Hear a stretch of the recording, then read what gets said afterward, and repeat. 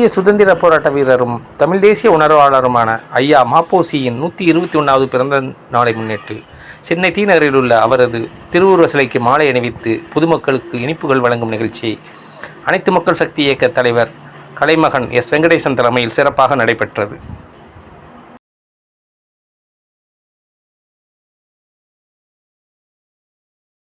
அனைத்து மக்கள் சக்தி இயக்கத்தின் தலைவர் டாக்டர் கலைமகன் எஸ். வெங்கடேசன் தலைமையில் நடைபெற்ற இந்த நிகழ்ச்சியில் டர்னிங் பாயிண்ட் நிறுவனர் திரு மொராஜி தேசாய், எஸ். வசந்த் தேசாய், சி.டி. முருகன், திரு ரிச்சர்ட், திருமதி கீதா, திருமதி விஜயலட்சுமி மற்றும் மாஸ்டர் ம.பொ.சி உள்ளிட்ட பலரும் கலந்து கொண்டனர்.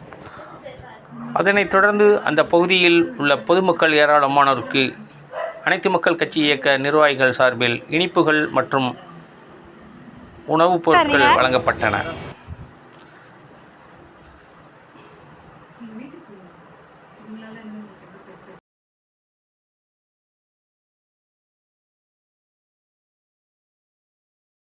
அனைவருக்கும் வணக்கம். நமது தேச தலைவர் ம.பொ.சி பிறந்தநாள் முன்னிட்டு அனைத்து மக்கள் சக்தி இயக்கத்தின் சார்பாக தமிழகம் முழுவதும் அன்னதானமும் மற்றும் இனிப்புகள் வழங்கப்பட்டது.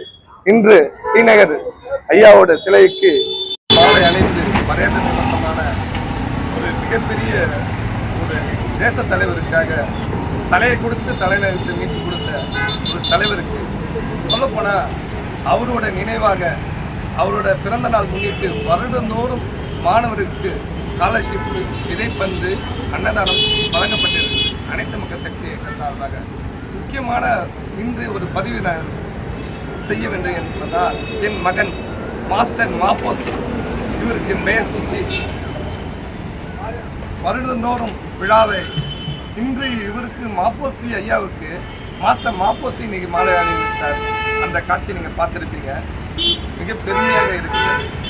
எனது அனைத்து மக்கள் சக்தி இயக்கம் சார்பாக, ஊடகத்துறை சார்பாக, காவல்துறை சார்பாக இந்த உதவி செய்ததற்கு மிக நன்றி தெரிவித்துக் கொள்கிறேன். நன்றி, வணக்கம். ஏதாவது முக்கிய கோரிக்கை என்ன வைக்கிறீங்களா?